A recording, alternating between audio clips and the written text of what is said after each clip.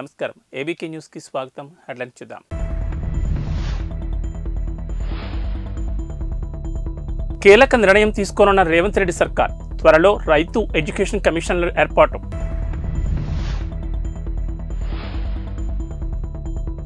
రాహుల్ గాంధీని 4 లక్షల ఓట్లతో గెలిపించుకుంటాం.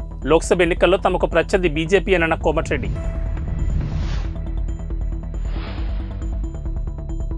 బండి సంజయ్ ధర్మపురి అరవింద్ పై మంత్రి పొన్నం ప్రభాకర్ ఫైర్. పార్లమెంట్ ఎన్నికల తర్వాత వాళ్ళిద్దరికీ పిచ్చిలేస్తుందని విమర్శ.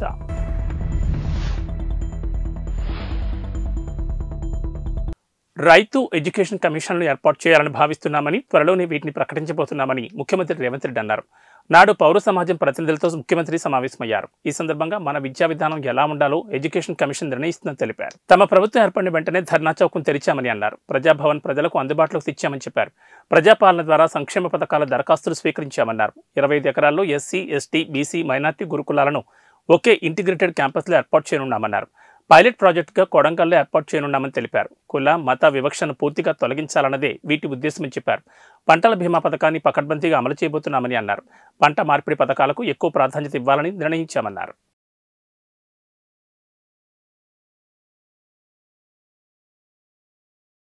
కాంగ్రెస్ అగ్రనేత ఎంపీ రాహుల్ గాంధీని తెలంగాణ నుంచి పోటీ చేయాలని టీపీసీసీ నుండి ప్రపోజల్ పెట్టామని మంత్రులు కోమటిరెడ్డి, ఉత్తమ్ కుమార్ రెడ్డి తెలిపారు. సెక్రటరియట్లో కోమటిరెడ్డి, ఉత్తమ్ చిట్ చాట్ నిర్వహించారు. ఈ సందర్భంగా రాహుల్ గాంధీని తెలంగాణలోని నల్గొండ, భువనగిరి పార్లమెంటు స్థానాల్లో ఎక్కడైనా పోటీ చేయాలని కోరామని స్పష్టం చేశారు. రాహుల్ గాంధీ ఆ 2 చోట్ల ఎక్కడ పోటీ చేసినా 4 లక్షలకు పైగా మెజార్టీ వచ్చే బాధ్యత మేం తీసుకుంటామని హామీ ఇచ్చారు. లోక్సభ ఎన్నికల్లో మాకు ప్రత్యర్థి బీజేపీని, బీఆర్ఎస్ పోటీనే కాదని తేల్చి చెప్పారు. బీఆర్ఎస్ ఎలాగో పోటీలో లేదని, బీజేపీకి 2-3 సీట్లు వస్తాయేమో మాకైతే తెలవదని అన్నారు. బీజేపీ ఎంపీ అరవింద్ తనకు 2000 కోట్లున్నాయని అన్నాడని, నా పేరు మీద ఎక్కడైనా అన్ని ఆస్తులుంటే అరవింద్కు రాసిస్తానని కీలక వ్యాఖ్యలు చేశారు. అరవింద్ను ప్రజలు మర్చిపోయారని ఎద్దేవా చేశారు. రాజకీయాల్లోకి వచ్చి తాము ఆస్తులు సంపాదించలేదని, ఉన్న ఆస్తులు పోగొట్టుకున్నామని తెలిపారు. సిరిసిల్ల రిజైన్ చేయి, నేను కూడా రిజైన్ చేస్తా, అక్కడ కాంటాక్ట్ చేయి, నువ్వు నా మీద గెలువు, నేను పార్టీకి రిటైర్ అవుతా. నువ్వు ఓడిపోతే మీ నాయనతో స్టేట్మెంట్ ఇప్పి మా పార్టీ బంద్ చేసుకుంటామని. చాలా అయిపోతుంది ఒకసారి ఆ పరిజ్ఞానం ఎట్లా పార్టీ అయిపోయింది ఆ పని. ఈ దెబ్బతో నా పార్టీని క్లోజ్ చేస్తే మాకు ఫ్రీ ఉంటుంది. 20 ఇయర్స్ కాంగ్రెసే ఉంటాం రూలింగ్. ఆయన మాటలు ఆయనకు ప్రౌడ్ ఎక్కువైంది. మన రాహుల్ గాంధీని, సోనియా గాంధీని ప్రగతి నివేదన గవర్నమెంట్ పైసలతో పబ్లిక్ మీటింగ్ మరి ఇష్టం ఉన్న లాంగ్వేజ్ తిట్టాము. రాహుల్ గాంధీ, సోనియా గాంధీ తిట్టే ఫ్యామిలీ వాళ్ళ దేశం కోసం వాళ్ళ నాయనమ్మని, వాళ్ళ ఫాదర్ని పోగొట్టుకుంటారు. బీజేపీ ఎంపీలు బండి సంజయ్, ధర్మపురి అరవింద్ పై మంత్రి పొన్నం ప్రభాకర్ ఫైర్ అయ్యారు. అరవింద్, బండి సంజయ్ పెద్ద లీడర్లు అనుకుంటున్నారు, కానీ ఇటీవల జరిగిన అసెంబ్లీ ఎన్నికల్లో ఎమ్మెల్యేలుగా చిత్తుగా ఓడిపోయారని ఎద్దేవా చేశారు. ఈ పార్లమెంట్ ఎన్నికల తర్వాత వాళ్ళిద్దరికీ పిచ్చిలేస్తుందని అన్నారు. అరవింద్, బండి సంజయ్ పొలిటికల్ లీడర్లు కాదని, బీజేపీ గాల్లో గెలిచారని సెటైర్ వేశారు. టీవీల్లో బ్రేకింగ్ కోసం మాత్రమే వాళ్ళిద్దరూ మాట్లాడతారని ఫైర్ అయ్యారు. హైదరాబాద్, విజయవాడ పసుపు బోర్డుపై బీజేపీ నేతలు ఎందుకు మాట్లాడారని ప్రశ్నించారు. రాష్ట్రం గురించి పార్లమెంట్లో ఉన్న 4 బీజేపీ ఎంపీలు ఎప్పుడు మాట్లాడంగా నేను చూడలేదని విమర్శించారు. బండి సంజయ్ మా అమ్మను అవమానించారని మండిపడ్డారు. తెలంగాణ 119 శాసనసభ నియోజకవర్గాల నుంచి 100 బస్సుల నుంచి దావతుల నుంచి ప్రాజెక్ట్ సందర్శన చేసినాడు. ఆసియా ఖండంలో, ప్రపంచంలో ఇంత పెద్ద సిమెంట్ నిర్మాణం ఒకరోజు ఇటువంటి స్లాబ్ వాడకం జరగలేదన్నాడు. ఆ ప్రాజెక్టు నిర్మాణానికి సంబంధించిన ప్రోగ్రెస్ను మీడియా సందర్శన international honourable ex parliament member Kavitha గారి నాయకత్వం లోపల ఫ్లైట్లో తీసుకొచ్చి ప్రత్యేక బస్సులు పెట్టి తెలంగాణ జర్నలిస్టులకు స్థానం లేకుండా తీసుకొని ప్రదర్శింపజేసినాడు. ప్రాజెక్టు మానస పుత్రిక అయింది. ఇలా కాంగ్రెస్ వాళ్ళు పోతే బొందలగడ్డ అయింది. మరి ఇలా ఏ బొందలగడ్డ చూడవేంది వీళ్ళంతా? ఏం పీకడానికి పోయినారు? ఆయన అడిగిందా మమ్మల్ని అడిగారు పీకడానికి పోయినరా అని? మేమేం పీకడానికి పోయినా, మీరేం పీకడానికి పోతున్నారు? నేను నేర్చుకున్నది కాదా భాష.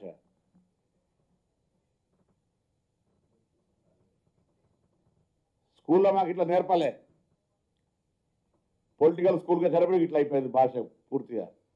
ఈ మధ్య అయితే ఇంకా చూస్తారు కదా, కనీసం ఆఖరికి అమ్మ పుట్టుక గురించి మాట్లాడే విధవాలు అయిపోయారు ఇక్కడ ఒక్కొక్కరు సిట్టింగ్ పార్లమెంట్ మెంబర్లు.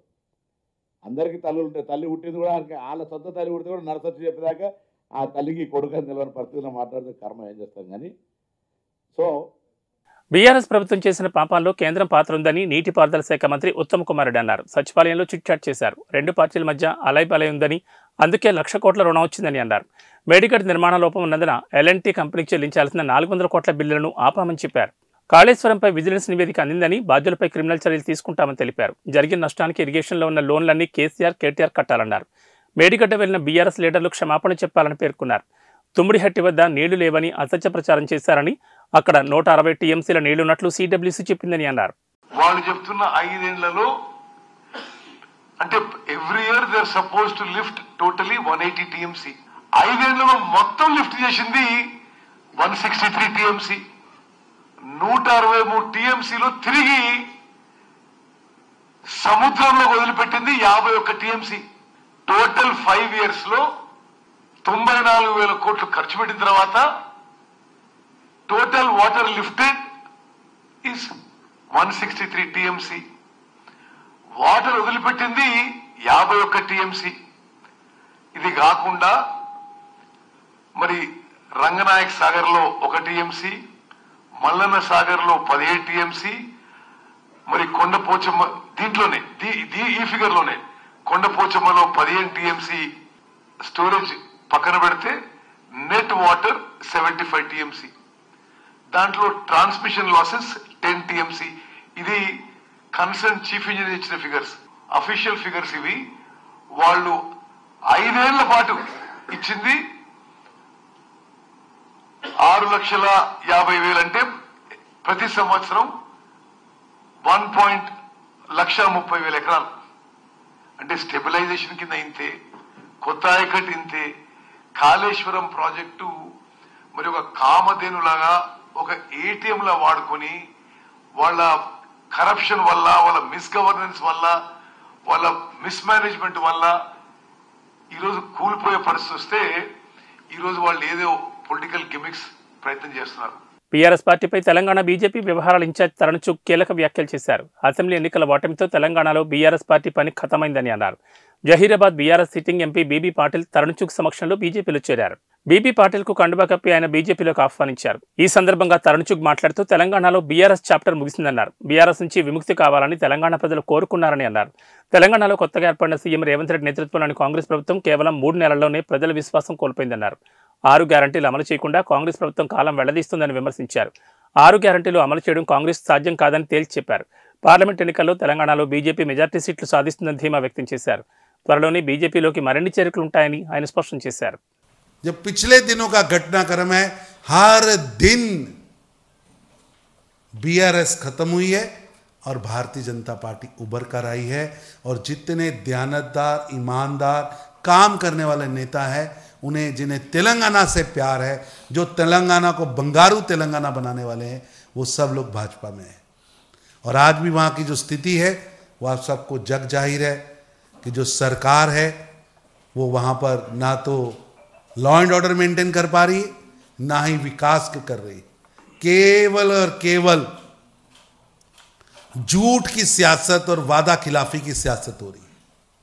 तेलंगाना की जनता समझ चुकी है कि रेवंत रेड्डी के रूप में जो उन्होंने चुनाव किया था वो बहुत बड़ी गलती थी. लोगों को आमतौर पर किसी स्टेट के अंदर एंटी इनकम्बेंसी आने में 2 साल, 2.5 साल, 3 साल लगते, लेकिन तेलंगाना के अंदर रेवंत रेड्डी की कांग्रेस नेतृत्व की सरकार 3 महीनों में ही जनता का विश्वास खो बैठी. ఉచిత పథకాలతో సీఎం రేవంత్ రెడ్డి ప్రజలను బిచ్చగాళ్లను చేస్తున్నారని ఆర్మూర్ ఎమ్మెల్యే పైడి రాకేష్ రెడ్డి అన్నారు. నాడు హనుమకొండలో జరిగిన బీజేపీ విజయ సంకల్ప యాత్రలో ముఖ్య అతిథిగా రాకేష్ రెడ్డి పాల్గొన్నారు. ఈ యాత్రలో బీజేపీ శ్రేణులు భారీగా పాల్గొన్నాయి. ఈ సందర్భంగా కాంగ్రెస్ అంటేనే అవినీతి, ఆ పార్టీకి పార్లమెంట్ ఎన్నికల్లో ఓటేస్తే దేశం మళ్లీ ముక్కలవుతుందని ఆరోపించారు.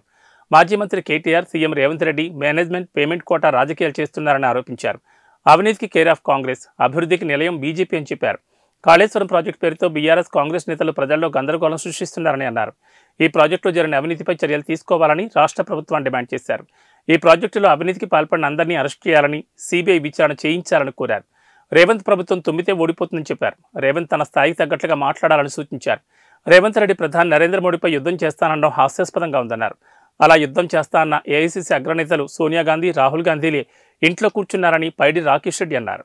విలేకరు చూడండి, తెలంగాణ ప్రధానికం చూడాలి.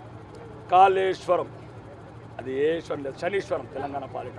అది ముందే ప్రపంచమంతా ఒప్పుకొని ఒక ఓనామాలు తెలియని ఒక ఏమంటారు అతన్ని మాజీ ముఖ్యమంత్రి నాలాంటి కూడా ఇబ్బంది ఉన్నది.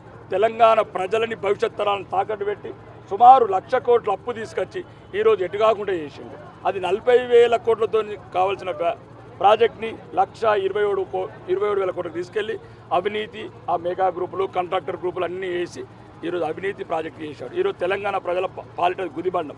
ఇప్పుడు దాన్ని ఆసరా చేసుకొని ఇప్పుడున్న ప్రస్తుత ముఖ్యమంత్రి కాంగ్రెస్ ప్రభుత్వం ఉత్తమ్ కుమార్ రెడ్డి గారు ఓపెన్గా చెప్పాడు ఈ ప్రాజెక్ట్ 100% ఫెయిల్యూర్ అని చెప్పిండు. కాంట్రాక్టర్ని పిలిపించాడు, వాళ్ళు కూడా ఒప్పుకున్నారు. ఇలాంటి మాదేం తప్పలేదు, ఆయన పెద్ద ఆయన ఫామ్ హౌస్లో కూర్చుండేదో చెప్పాడు, ఆ పేపర్ ఇస్తే మేము కట్టినామని. కాబట్టి ఈ కాళేశ్వరం ప్రాజెక్టులో ఎవరెవరైతే భాగస్వాములు ఉన్నారు తెలంగాణ ప్రజల భవిష్యత్తు నాశనం చేశారు. అవి ముందు అందరిని అరెస్ట్ చేసి లేదా సిబిఐ ఎంక్వైరీకి ముందు ఆదేశించి ఇమ్మీడియట్ వాళ్ళని అరెస్ట్ చేసి పేద ప్రజల తెలంగాణ ప్రజల ఏదైతే కోల్పోయిన డబ్బు ఉందో దాన్ని రికవరీ చేయాలని భారతీయ జనతా పార్టీ డిమాండ్ చేస్తుంది. రాబోయే రోజుల్లో పంటలు ఎండిపోకూడదంటే కామధేను లాంటి కాళేశ్వరం ప్రాజెక్టును కాపాడుకోవాలని బీఆర్ఎస్ వర్కింగ్ ప్రెసిడెంట్ కేటీఆర్ పిలుపునిచ్చారు. మేడిగడ్డలో కుంగిన 3 పిల్లర్లను సరిచేయకుండా కావాలనే కాంగ్రెస్ ప్రభుత్వం జాప్యం చేస్తుందని కేటీఆర్ మండిపడ్డారు. అన్నారం బ్యారేజ్ వేదికగా కాళేశ్వరం ప్రాజెక్టు విషయంలో కాంగ్రెస్ నాయకులు గోబెల్స్ ప్రచారం చేస్తున్నారని కేటీఆర్ అన్నారు. కేసీఆర్ ఆదేశాల మేరకు వాస్తవాలు తెలియజేసేందుకు చెలో మేడిగడ్డ పర్యటనకు వచ్చామని తెలిపారు. ఈ పర్యటనలో భాగంగా మేడిగడ్డ అన్నారం బ్యారేజ్ను సందర్శించాం. కాళేశ్వరం ప్రాజెక్టు యొక్క సమగ్ర స్వరూపాన్ని ఈ రాష్ట్ర ప్రజలకు ప్రతి ఒక్కరికి అర్థమయ్యే విధంగా తెలియజేస్తామని పేర్కొన్నారు. ఇది మొదటి అడుగు మాత్రమేనని కేటీఆర్ స్పష్టం చేశారు.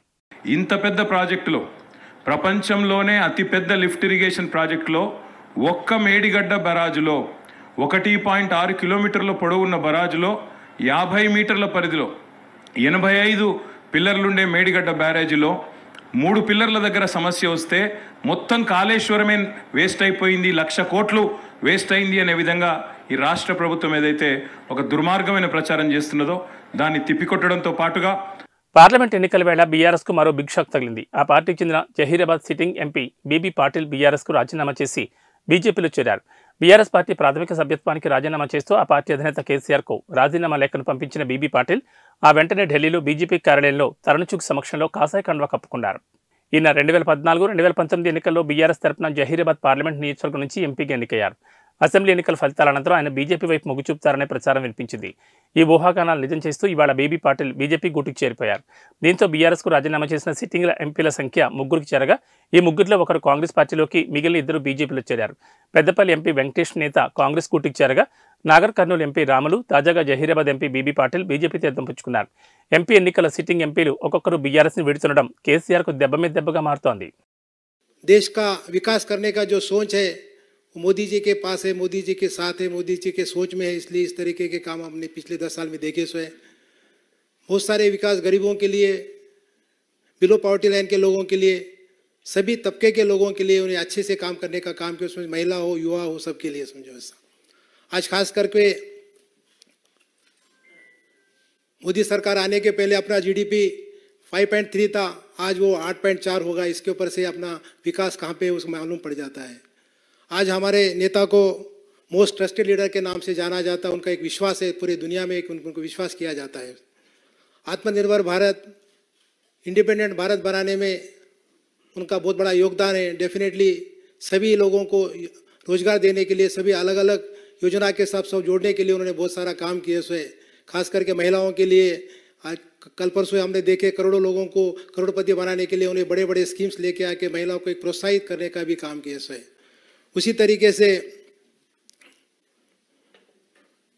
पिछले 10 साल के कार्यकाल में सभी राज्यों के लिए विकास के लिए किस तरीके से काम करना चाहिए वो भी सब सोच के विकास के लिए काम करने का भी काम किया है। और 10 साल के कार्यकाल में बहुत सारे इम्पोर्टेंट बिल्स लेके आके जो कई दिनों से पेंडिंग थे उसमें वैसे काम भी किए, जिसमें राम मंदिर का उद्घाटन का कार्यक्रम हो, अनुच्छेद 370 का हो, 3 तलाक हो, सर्जिकल स्ट्राइक हो, मुफ्त कोविड टीकाकरण हो, स्वच्छ भारत अभियान हो, मेक इन इंडिया हो, ऐसे अलग अलग प्रोग्राम लेके एक अच्छा भारत बनाने का जो काम किया सो इसलिए मैं खास करके सभी हमारे केंद्र के मंत्रियों को, मोदी जी को धन्यवाद देना चाहता हूँ। डेफिनेटली तेलंगाना का विकास के लिए, मेरे संसदीय क्षेत्र के विकास के लिए हम लोगों ने स्टेप लिए है। इसके अलावा दूसरा कुछ भी नहीं। अच्छा विकास होना चाहिए तो अच्छे काम होना चाहिए। केंद्र से हमारे को काफ़ी मतलब तो फंड्स की ज़रूरत रहती, काम की ज़रूरत रहती। डेफिनेटली पिछले 10 साल के कार्यकाल में भी बहुत सारी उनसे हमारे को मदद मिली, इसलिए भी सभी मंत्रियों को धन्यवाद देना चाहता हूँ। आने वाले दिनों में मोदी जी, नड्डा जी, शाह जी, हमारे राज्य के लक्ष्मण जी, हमारे किशन रेड्डी जी, हमारे सभी लोगों को साथ में लेके हम इससे भी अच्छा काम करने की कोशिश करेंगे और पार्टी को मजबूत करने के लिए हर तरह की कोशिश करने का भी जरूर काम करेंगे, ऐसा बताना चाहता हूँ। పార్లమెంట్ ఎన్నికల్లో మెజార్టీ స్థానాన్ని లక్ష్యంగా బీజేపీ దూసుకుపోతోంది. ఇప్పటికే కొన్ని చోట్ల ప్రచారాలు కూడా మొదలుపెట్టింది. ఎన్నికలకు సమయం దగ్గర పడుతుండటంతో త్వరలోనే అభ్యర్థుల పేర్లను ఖరారు చేయనుంది. లోక్సభ ఎన్నికల్లో పోటీ చేసే అభ్యర్థులను ఖరారు చేసేందుకు ప్రధాని మోడీ సారథ్యంలో పార్టీ కేంద్ర ఎన్నికల కమిటీ సమావేశమైంది. కమిటీ చర్చలు జరిపింది. ఏ క్షణమైనా ఎప్పుడైనా తొలి జాబితా విడుదలయ్యే అవకాశాలు కనిపిస్తున్నాయి. లోక్సభ ఎన్నికలకు అన్ని రాజకీయ పార్టీలు సిద్ధమవుతున్నాయి. బహిరంగ సభలు, రాజకీయ యాత్రలకు శ్రీకారం చుట్టాయి. ఈ నేపథ్యంలో కేంద్ర ఎన్నికల సంఘం రాజకీయ పార్టీలకు కీలక ఆదేశాలు జారీ చేసింది. రాజకీయ పార్టీలు మర్యాదపూర్వకంగా ఉత్తమంగా నడుచుకోవాలని సలహా ఇచ్చింది. బహిరంగ సభల్లో సంయమనం పాటించాలని, ఎన్నికల ప్రవర్తనా నియమాలను ఉల్లంఘించకుండా ఉండాలని సూచించింది. మోడల్ కోడ్ ఆఫ్ కాండక్ట్ ఉల్లంఘన విషయంలో పార్టీలు సీరియస్గా ఉండాలని చెప్పింది. ఎవరైనా ప్రత్యక్షంగా పరోక్షంగా ఉల్లంఘనలకు పాల్పడితే కఠిన చర్యలు తీసుకుంటామని హెచ్చరించింది. లోక్సభ ఎన్నికలకు మరికొన్ని రోజులు మాత్రమే గడువు ఉంది. ఏప్రిల్, మేలో ఎన్నికలు జరగబోతున్నాయి. మార్చి మధ్యలో ఈసీ ఎన్నికల షెడ్యూల్ విడుదల చేసే అవకాశం ఉన్నట్లు తెలుస్తోంది. ఇప్పటికే అన్ని రాజకీయ పార్టీలు ఎన్నికల మూడ్లోకి వచ్చేశాయి. మరోవైపు ఎన్నికల నిర్వహణపై ఈసీ అధికారులు పలు రాష్ట్రాల్లో పర్యటిస్తున్నారు. ఈసీ ఎన్నికల నిర్వహణకు సంబంధించి అన్ని ఏర్పాట్లను చకచకా పూర్తి చేస్తోంది. ఇటీవల ఎన్నికల నిర్వహణ కోసం ఎంతమంది భద్రతా సిబ్బంది అవసరమవుతారనే విషయంపై కేంద్ర హోం మంత్రిత్వ శాఖకు నివేదిక అందించింది. ఏబీ బులెటిన్ విశేషాలు. నమస్కారం.